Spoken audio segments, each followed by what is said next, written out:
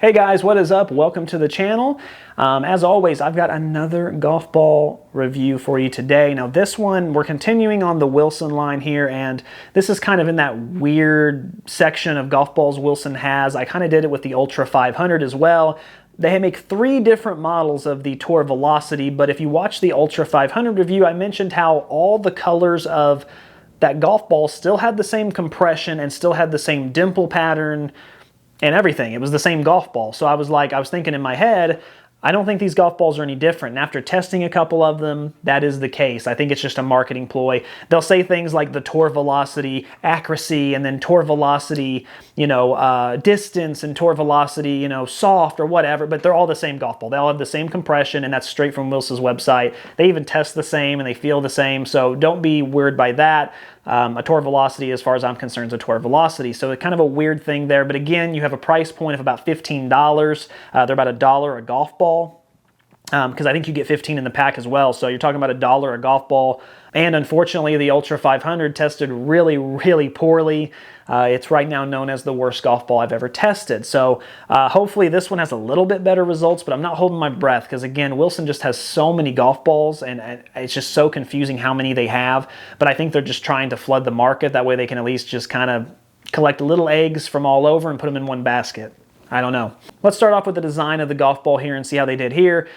This just doesn't look like Wilson at all. I mean, it says Tour Velocity. It looks, all very urban, block lettering. The Ultra 500 I really just didn't like because it was almost like a infomercial, because it was kind of like Ultra Mega 500, and just right in your face. This one, kind of the same thing. I mean, the Tour Velocity being in blue and the two, not a greatly designed golf ball. It feels cheap. It feels plasticky. Looking on the side there at the alignment tool, that is an abysmal line tool, way too small. I'd hate the arrows at the end.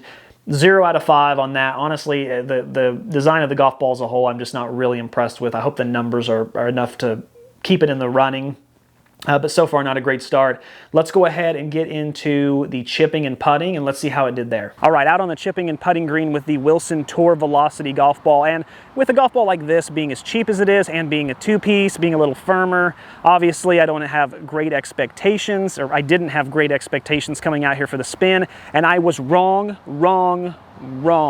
Period. I could not believe how much checkup this golf ball had. Now, don't get me wrong, it's nothing like a AAA tour ball or anything like that, but honestly has about a medium amount of spin, and for being this type of golf ball, I would have never guessed that. If I was a betting man, I probably would have lost my house. I couldn't believe how much checkup it had. It was so pleasantly surprising. I mean, just to hit it that first time and watch it kind of come to a halt and then release. I actually had just texted the MaxFly Tour before this, and it kind of reminded me of that. And honestly, I'm just really impressed. It has just a little bit more of a click because it is a firmer golf ball, but it's nothing too crazy. It's not like your TP5X or your Chrome Soft X.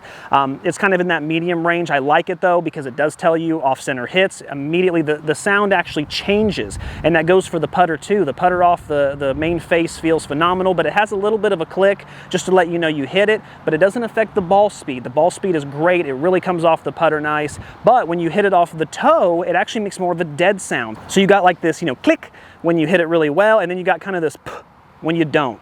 And honestly, I haven't seen a golf ball like that. It was really refreshing. It was something new. I like that it gives you that type of feedback without being overbearing as loud as the click is. So honestly, the results around the green are phenomenal, especially for this type of golf ball and this price. I would have never guessed this.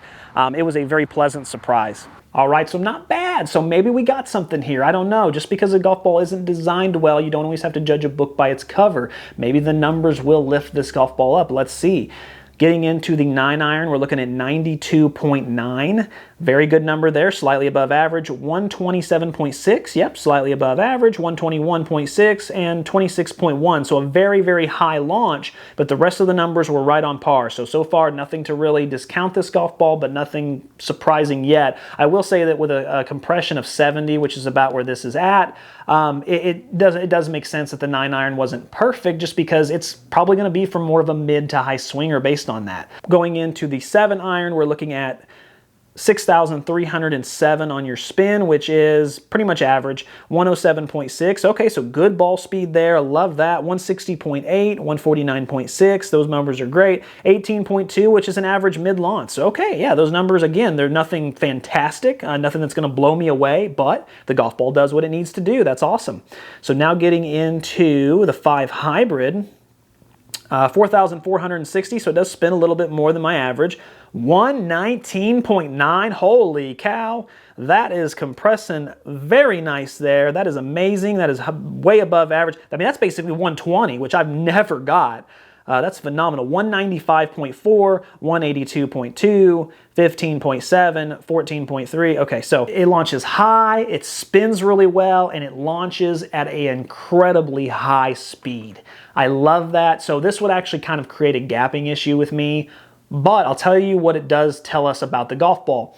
It definitely is going to be for your mid or higher swingers. I would even say probably 95 and above need to stick to this golf ball because not necessarily those numbers were bad. I swing 92, 93, somewhere in there, but the 9-iron was just okay. The 7-iron was just okay. And now on the 5 hybrid, the golf ball is starting to compress a little bit more. So that means that if you're someone who swings lower than what I swing, you might even have a little bit of trouble with the 5. So you might only see a benefit off of the driver because it's just taking a lot of speed to compress this golf ball. But the numbers are good there, so I'm interested to see what the drivers are. Hopefully the drivers can continue that.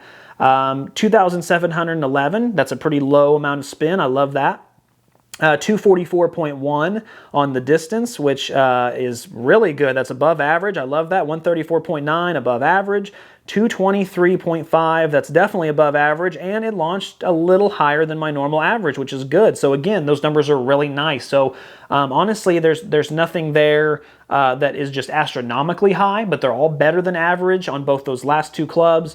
So overall, a really good performance. Honestly, everything at least was a little over average. So the golf ball performed really well. I'm really excited about that. Okay, so before my final thoughts on what these numbers mean, let's get into the durability real quick, and this is why the golf ball is so cheap, unfortunately. You can look there, it's pretty messed up. A lot of that looks like dirt, but if you feel it, you can feel the cover being scratched off. It feels a little sandpapery. A lot of that cover, whatever they use, that cheap Surlyn, it's come off. The Golf Dot didn't last at all. You can definitely see there where the Golf Dot came off the dimple pattern, just because the dimple pattern is so blocky.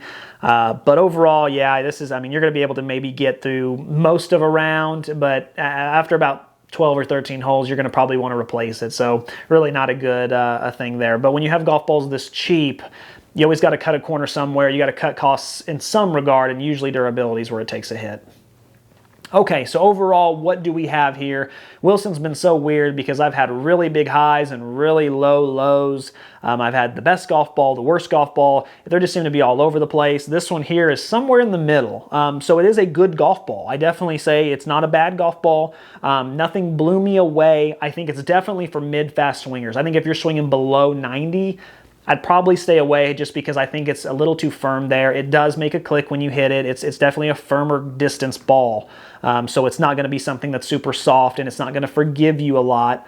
I mean, it had decent forgiveness for being a firm, clicky ball, but nothing like, you know, the Wilson Zip had or anything like that. Or the Wilson Duo Optics as well. That's another one that's coming up soon. But yeah, overall, not a bad golf ball. It's a decent one for the price. You can't beat it if you find them on the course, or if you're still losing a lot of golf balls and you swing a little faster and you need something. I would recommend it. It definitely performed well. So overall, a good performance. Just nothing blew me away, unfortunately. As always, guys, keep watching to keep saving and keep learning. Until next time.